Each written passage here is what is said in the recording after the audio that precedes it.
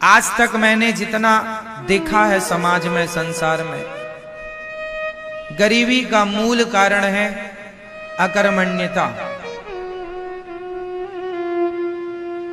काम ना करना, मेहनत ना करना, अच्छी सोच ना रखना, अच्छी नीति ना बनाना, अच्छे रास्ते पर ना चलना। आदमी 500 रुपए कमाता है और 250 रुपए की शराब पी लेता है और बाद में रोता है, भगवान तुमने हमें गरीब बनाया। तो ईश्वर को कोसने से क्या होगा? आप जो कमाते हैं कितना बचाते हैं, क्या उपयोग करते हैं? भगवान ने 2 हाथ आपको भी दिए हैं, 2 हाथ टाटा बिरला अडानी अंबानी को भी दिए हैं। उनके कोई 4-6 हाथ तो है नहीं, क्यों जी हैं? टाटा बिरला जी के कितने हाथ हैं? 2। आपके कितने हैं?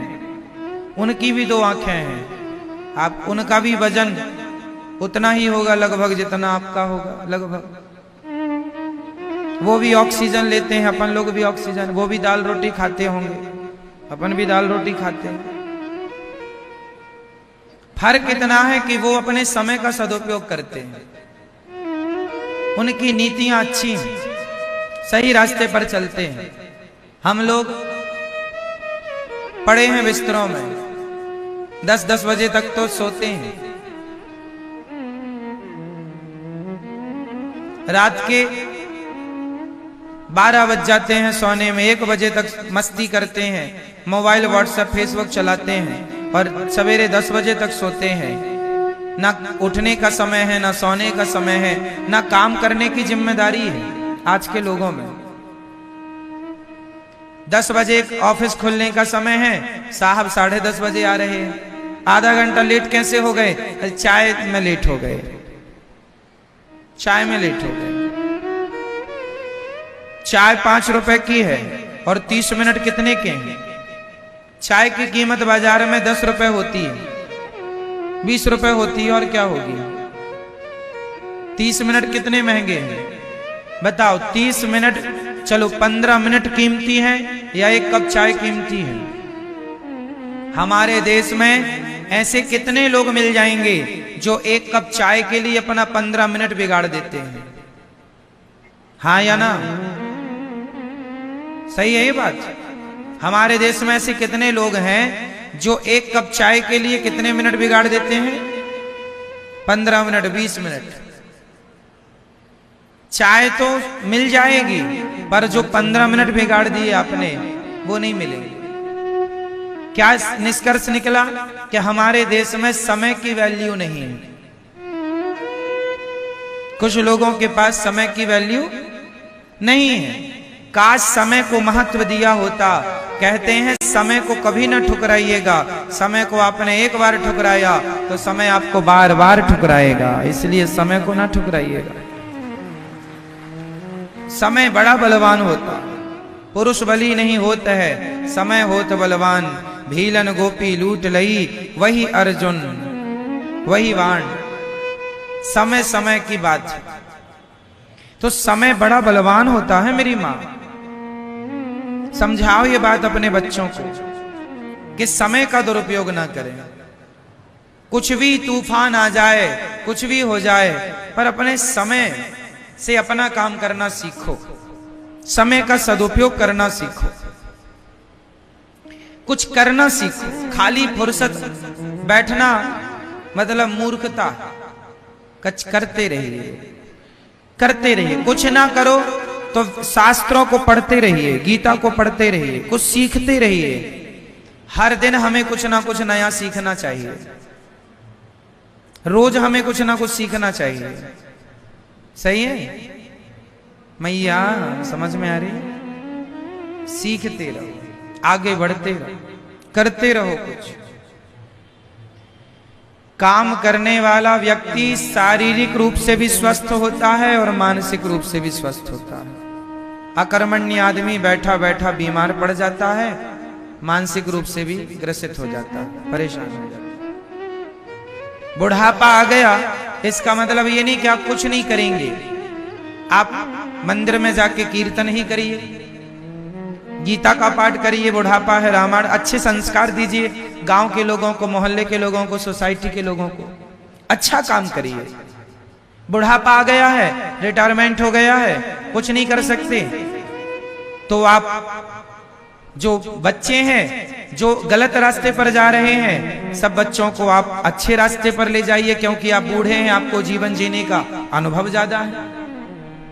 अपने अनुभव शेयर करने लग जाइए, कुछ दीजिए देश को, समाज को, कुछ कीजिए। कुछ ना करने की अपेक्षा कुछ करना श्रेष्ठ है।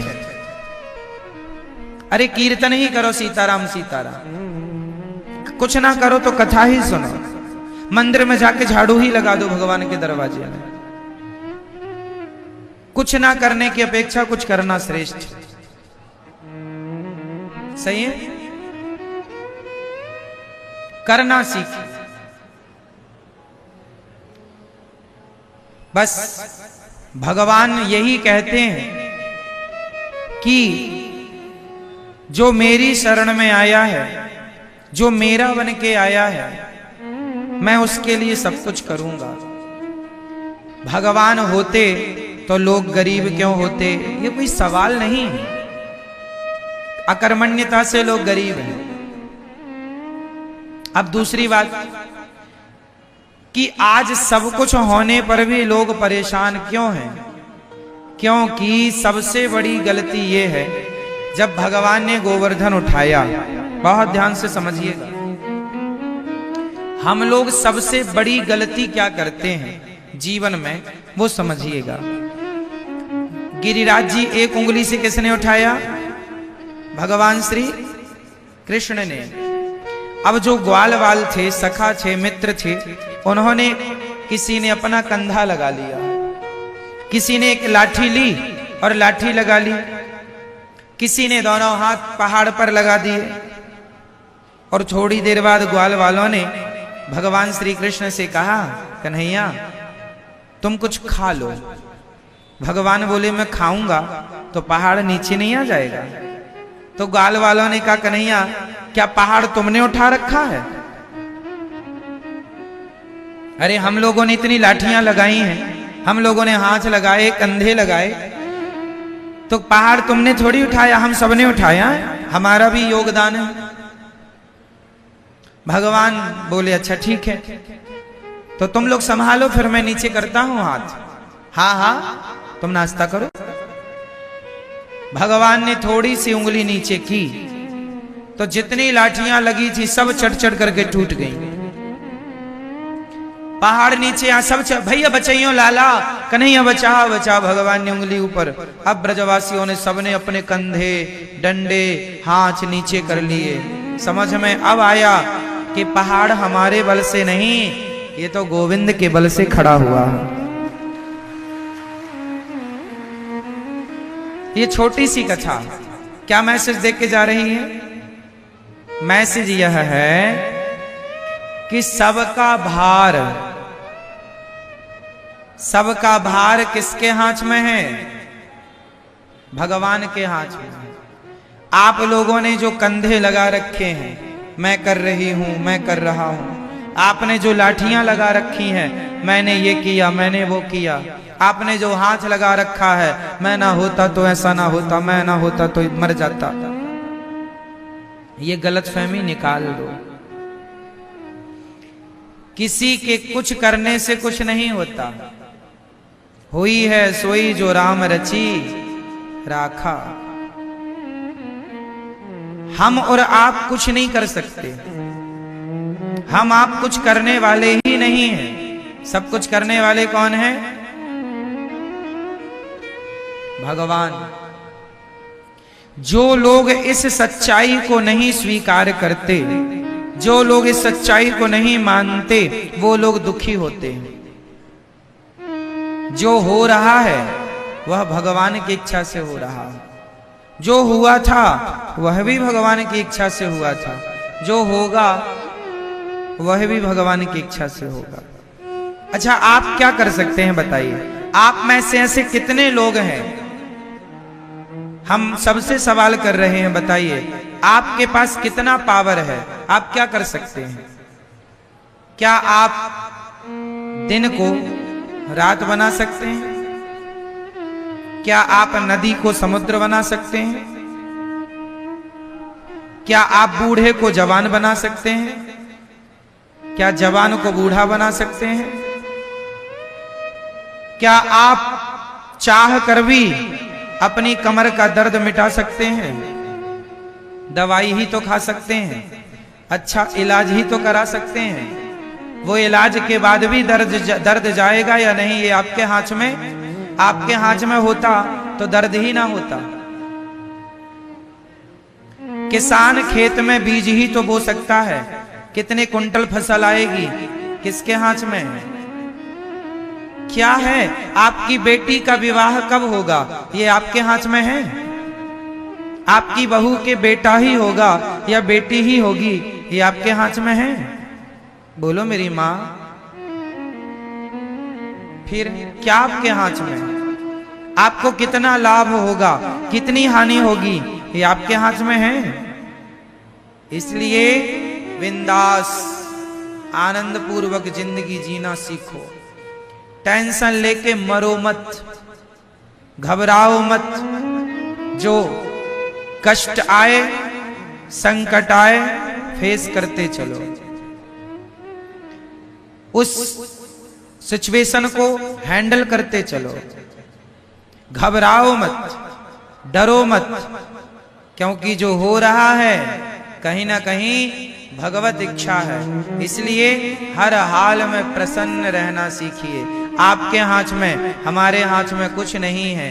इसलिए जब कुछ है ही नहीं तो हम किसी बात की टेंशन लें क्यों? बेटी का विवाह कब होगा? जब समय। आप कर्म, इसका अर्थ ये नहीं है कि आप कर्म ना करें, कर्म करते रहिए, प्रयास करते रहिए। बेटी का विवाह जब होगा हो जाएगा। आप अच्छा लड़का ढूंढते रहिए, टेंशन नहीं लेना। अरे महाराज जी लड़का ही नहीं मिल रहा है, घबरा रहे हैं, ब्लड प्रेशर हाई हो रहा, ये कोई बात नहीं।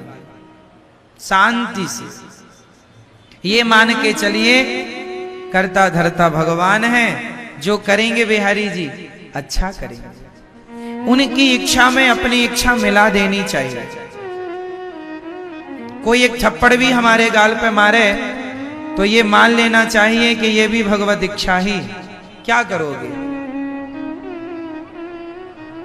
भगवान की मर्जी के बिना कुछ नहीं होता।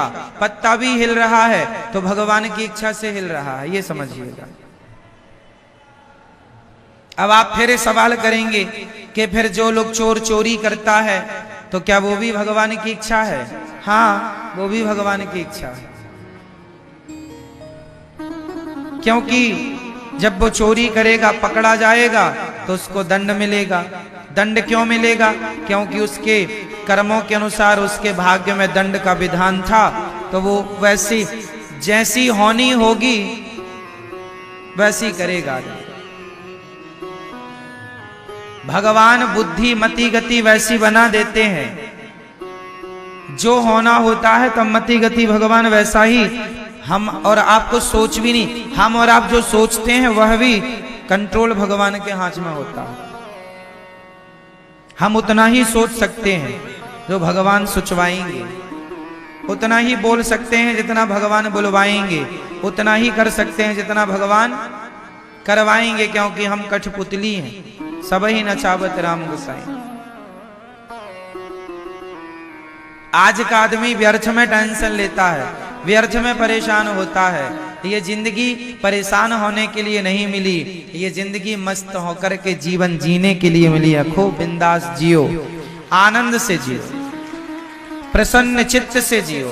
जो हो रहा है उसे भगवत इच्छा मानकर चलते रहो। आनंद के लिए जीवन मिला है, दुखी होने के लिए जीवन नहीं मिला कि जरा सा संकट आया दुखी होने लग गए, रोने लग गए। अरे जब अच्छा समय आता है आदमी का तो वो जब अच्छा समय आता है तो आदमी उस अच्छे समय को एक्सेप्ट करता है, स्वीकार करता है। तो बुरा वक्त आए तो उसे क्यों ना स्वीकार किया जाए। इसलिए हर समय को भगवान की कृपा मानकर, भगवान का प्रसाद मानकर उसे स्वीकार करना चाहिए। तो अब बताओ, आप और हम लोग क्या करते हैं? आप कितने लोगों का पेट भरते हैं बताओ? मैया, कितने लोगों का पेट भरते हैं आप लोग? 2 लोगों का, 4 लोगों का, 10 लोगों का? बताओ मैया, ओ मेरी माँ, आप कितने लोगों का पेट भरती हो मैया? आपसे पूछ रहे हैं जो थोड़ी देर पहले आपने जम्हाई ली है। बताओ है? कितने लोगों का पेट भरते हैं आप? 10 लोगों का? आप बताओ कितने लोगों का पालन करते हो आप लोग? दादाजी, आप कितने लोगों का पालन करते हो? हम और आप कितने लोगों का पालन करते हैं? मैया बोलो मेरी माँ। किसी का भी नहीं। सबके पालनहार कौन है? भगवान। इससे क्या सिद्ध हुआ? हम जन्म क्यों लिए हैं?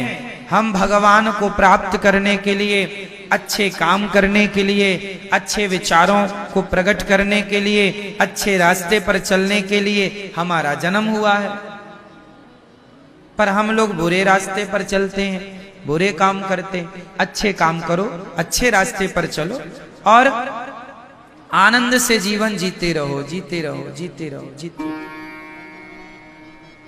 ये ना सोचा जाए कि हम तुम्हें पाल रहे हैं, हम तुम्हें खिला रहे हैं। कोई किसी को नहीं खिलाता। हर व्यक्ति अपने भाग्य का दाना पीना, खाना पीना खाता। एक राजा था।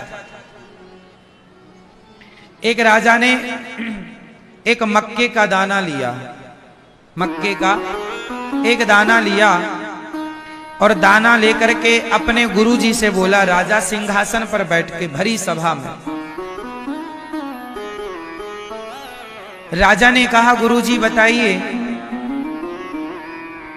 ये जो मक्के का दाना है, यह दाना आप तो सब कुछ जानते हैं, बताइए यह दाना, इस दाने में किसका नाम लिखा है? क्योंकि आप कहते रहते हो दाने दाने में लिखा है खाने वाले का नाम। तो राजा ने कहा, गुरुजी आप सब जानते हैं, तो बताओ कि इस दाने में किसका नाम लिखा है? गुरुजी बड़े ज्ञानी थे, सामान्य नहीं थे, त्रिकालज्ञ थे, बड़े उद्घट विद्वान थे, सब कुछ जानते थे। उन्होंने कहा, राजन, इस दाने में वो कबूतर बैठा है, उस कबूतर का नाम लिखा है। राजा बड़ी जोर से हंसा। गुरुजी, आज आपकी बात झूठी हो जाएगी। कबूतर खा ही नहीं सकता इसे, क्योंकि ये मेरे हाथ में है, मैं खाऊंगा और मैं खाऊंगा तो आपकी बात झूठी हो जाएगी। राजा बोले, आपकी बात झूठी हो जाएगी आज। गुरुजी ने कहा, बेटा, दाने दाने में लिखा है खाने वाले का नाम। यदि इस दाने में उस कबूतर का नाम लिखा है तो वो कबूतर ही खाएगा। राजा जोर से हंसा और हंसते हंसते उसने दाना अपने मुंह में डाल दिया। जब मुंह में डाला तो वो हंसने के कारण वो दाना जाकर के उसके यहां गले में फंस गया। फंस जाता ना कई बार भोजन हम लोगों के यहां, फिर कई बार फिर जल्दी से पानी पीना पड़ता है खाने के तुरंत बाद, तब को लगता है कि हाँ अंदर गया, नहीं गले में रह जाता है। तो राजा हंसने के कारण वो दाना खा लिया और गले में फंस गया। अब फंस गया, वो चिल्लाने लगा, ये वो चिल्लाने लगा। तब क्या हुआ? अचानक उसे छींक आई, और जब छींक आई तो दाना नाक से बाहर आया, और बाहर आया तो छींक के कारण प्रेशर से दूर गिरा। दूर गिरा तो पक्षी तुरंत उड़ करके आया, दाना मुंह में दबा के भाग गया। गुरुजी ने कहा, दूसरे के भाग्य का खा भी लोगे तो वो तुम्हें पचेगा ही नहीं।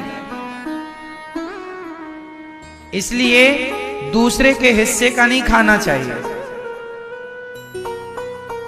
जो थाली दूसरे के लिए परोस दी गई है वो थाली आपको नहीं, अर्थात वो भोजन आपको नहीं करना चाहिए।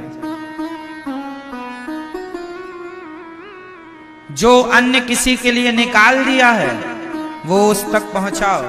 वो ना मिले तो गाय को खिला दो, कुत्ते को खिला दो, उसके हक का ना खाओ। जैसे आपके दरवाजे में कोई भिखारी आया, आपने कहा रुको हम आपके लिए कुछ लाते हैं। आप अंदर लेने गए मुट्ठी भर चावल, कटोरी भर चावल, तब तक वो भिखारी चला गया। अब वो कटोरी भर चावल आपने उसके लिए निकाला है और वो चला गया। अब उस चावल का क्या करेंगे? उस चावल को अब घर में अंदर ले जाके वहां मत डाल दो जहां से लाए हो। अब वो किसी के हक का निकल गया, वो किसी के नाम से निकल गया। अब क्या करना चाहिए? अब उस चावल को वो चला गया जिसको देना था, तो या फिर किसी दूसरे को दो। कोई दूसरा भिखारी आ जाए तो उसे दे दो, या गाय को दे दो, या कुत्ते को दे दो, या पक्षियों को दे दो, पर उसे आप ना ग्रहण करो। पैसे भी किसी के नाम के निकल गए तो आप उसे दीजिए।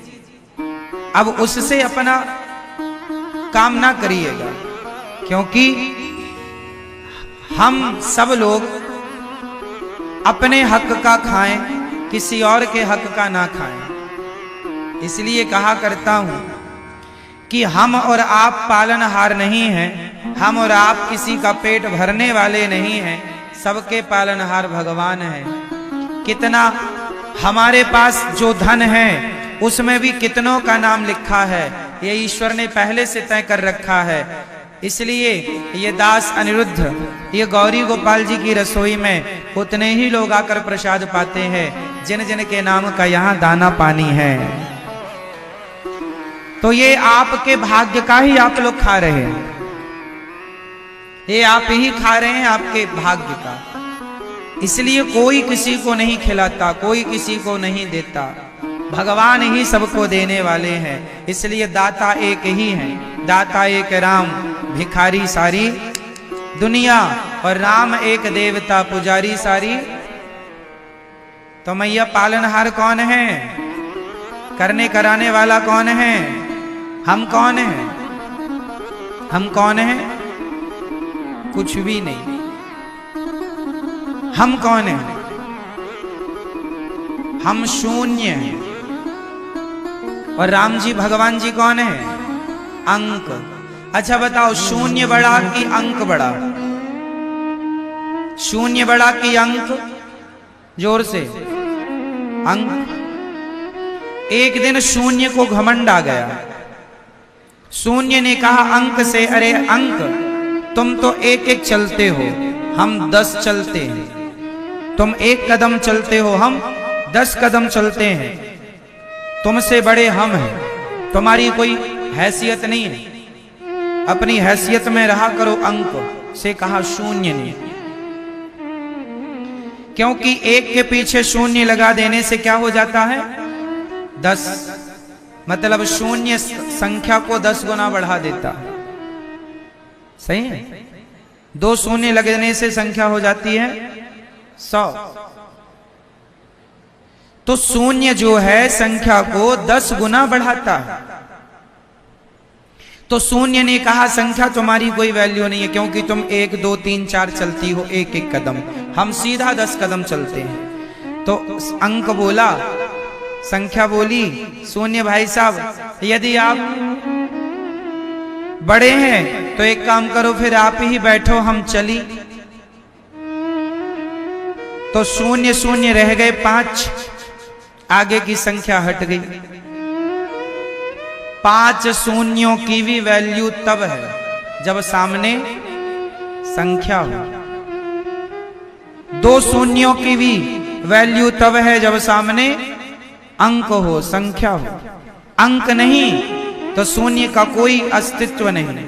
उसी प्रकार राम नाम एक अंक है, बाकी साधन सून, राम रहे 10 गुण है, राम बिना सब सून। भगवान अंक है, हम सब शून्य हैं। यदि शून्य अंक से जुड़ा रहेगा तो शून्य की भी जय जयकार होती रहेगी। यदि शून्य संख्या से हट गया तो शून्य की कोई हैसियत नहीं। तो हम सब शून्य हैं और भगवान अंक है, इसलिए अपने आप को शून्य मानकर भगवान के चरणों से जोड़े रखो तो कुछ बना रहेगा अस्तित्व। और भगवान से छूट गए तो शून्य की क्या हैसियत। शून्य अंक से जुड़कर 10 गुना बढ़ता है। भक्त भगवान से जुड़ करके उसका भी वैभव, यश, कीर्ति, परिवार 10 गुना बढ़ता है। इसलिए जोड़ के रखिएगा।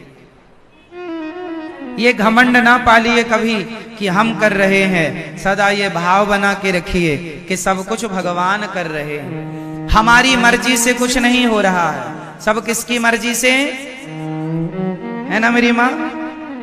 ये उंगली उठाओ अपनी जरा सभी लोग, एक हाथ की एक उंगली। पीछे वाली मेरी माँ, ओ मैया, उठा लो हाथ, एक उंगली अपनी और हिला लो ऐसे ऐसे, उंगली हिलाओ। चलो बस करो। अब ये बताओ कि ये जो उंगली आपने हिलाई ये किसके बल से हिलाई? किसका बल था ये? आपका? भगवान जी का। हाँ, ये बल भी हमारा बल नहीं है मेरी माँ। हम लोगों में इतना भी बल नहीं है कि हम अपने शरीर के एक अंग को हिला सकें। जब कोई बीमार पड़ जाता है, जिसको पैरालाइसिस हो जाता है, लकवा मार जाता है, उसका शरीर हिलता डुलता नहीं है। कितने लोग ऐसे हैं जिनके हाथ नहीं काम करते, पांव नहीं काम करते, आंख नहीं काम करती। क्यों? जब तक भगवान चाहेंगे तब तक वाणी काम करेगी, जब तक भगवान चाहेंगे आंख काम करेगी, भगवान चाहेंगे तो कान काम करेंगे, भगवान चाहेंगे तो हाथ काम करेंगे, भगवान चाहेंगे तो पांव काम करेगा। भगवान नहीं चाहेंगे ना तो शरीर होगा, रखे रहो अपना शरीर, कोई पार्ट्स काम ही नहीं करेंगे। जिसे कहते हैं पैरालाइसिस हो गया, लकवा मार गया, आधा शरीर काम नहीं करता। क्यों नहीं करता? जब तक भगवान की इच्छा है काम करता है, इच्छा नहीं है काम नहीं करता। ये शरीर भी तुम्हारे हमारे हिसाब से नहीं चलता, ये शरीर भी भगवान की मर्जी से चलता। हमारे आपके हाथ में कुछ भी नहीं है मेरी माँ, कुछ भी नहीं। इसलिए व्यर्थ का घमंड ना किया जाए किसी चीज का, व्यर्थ का अभिमान ना पाला जाए किसी चीज का। माल खजाना को तो छोड़ दो मेरी माँ, ये शरीर भी अपनी संपत्ति नहीं। हम आप सब मरेंगे ना तो ये शरीर भी छोड़ के जाना पड़ेगा। इसका अर्थ यही है कि हम घमंड किसका करें। ये उंगली भी हम अपने बल से नहीं हिला रहे, इसमें भी भगवान की शक्ति है। जो बीमार पड़ जाता है, कई बार आप इतने बीमार पड़ जाते हैं कि आपको हाथ पांव हिलाने की भी हिम्मत नहीं बचती। आप लोग कई बार कहते हैं हमारी आंख खोलने की हिम्मत नहीं है बीमार पड़ने पर। ऐसा होता है कि नहीं कि आंख खोलने की भी हिम्मत नहीं है? तो ये जो हिम्मत कह रहे हो आप, ये हिम्मत कहां से आ रही है? कौन है ये आंख खोलने की हिम्मत देने वाला, चलने फिरने की हिम्मत देने वाला? तो क्यों हम ये कहें कि ये सब हम कर रहे हैं? हम कौन हैं ये बताओ? हम कौन हैं? कौन है आप? आपका परिचय क्या है? कौन है आप? कुछ भी नहीं है हमारा अस्तित्व, फिर भी हम लोग अपनी डींगे मारते फिरते हैं। हम ये हम वो ना, कुछ नहीं है। हम अभिमान त्याग दो, मिटा दो। जब हमारा शरीर पूरा हो जाता है, जब मृत्यु आती है ना, तो हम लोग जल जाते हैं। और जलने के बाद क्या बचती है हमारी? जोर से, सिर्फ राख। कितने रुपए के घड़े में आ जाती है? बोलो। मैया 25 गया जमाना, 25 वाला 50 हो गया, महंगा हो गया घड़ा। 50 रुपए के घड़े में तुम्हारी पूरी राख आ जाएगी। जो बड़ी बड़ी बातें करते थे, बड़ी गाड़ी बड़े बंगले का बड़ा रुतबा दिखाते थे, बड़ी अकड़ दिखाते थे, उड़ रही है तुम्हारी राख। 50 रुपए के घड़े में पूरी की पूरी, है ना? जब तक जिंदा थे तो कितना सामान था, मर गए तो मुट्ठी भर राख रह गई है। ये सच्चाई है। कितने ऐसे आपने देखे होंगे जो आपके देखते देखते जिनका नाम, जिनका यश, जिनकी कीर्ति सब कुछ पड़ा का पड़ा, धरा का धरा रह गया, अंत में मुट्ठी भर राख बन गए। हाँ, आप में से कितने लोग ऐसे हैं जो एक दिन राख हो जाएंगे? अरे सब लोग हैं, सब। तो आप लोग राख हो क्या? हाँ, हम भविष्य की राख हैं। हम भविष्य की उड़ती हुई राख हैं, धूल हैं। इसलिए भगवान के चरणों की धूल ही माना करो कि हे नाथ, जब मैं मर जाऊंगा और मेरे शरीर की राख उड़ उड़ के वो धूल का कण बिहारी जी के चरणों में जाकर चिपक जाएगा तो जीवन सार्थक हो जाएगा। राधे तेरे चरणों की गर धूल जो बन जाऊं। ये धूल है। आप हम एक दिन इसी धूल मिट्टी में मिल जाएंगे।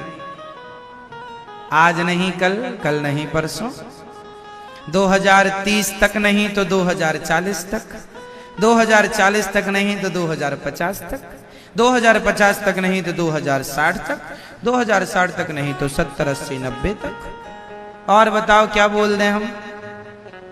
पार करा दें 2000 को?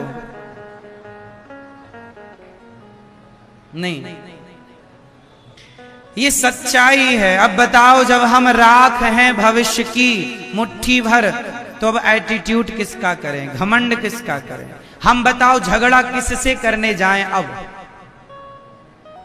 किससे लड़ें? ये शरीर हमारा झगड़ा करने के लिए नहीं मिला, लड़ने के लिए नहीं। हम किस किस के दोष देखें? इसलिए अपने दोष देख लो और भगवान के गुणों में मस्त रहो। भगवान जैसा कोई गुणी नहीं और हमारे जैसा कोई दोषी नहीं। बुरा जो देखन में चला, बुरा न मिलिया कोई, जो दिल खोजा आपना हमसे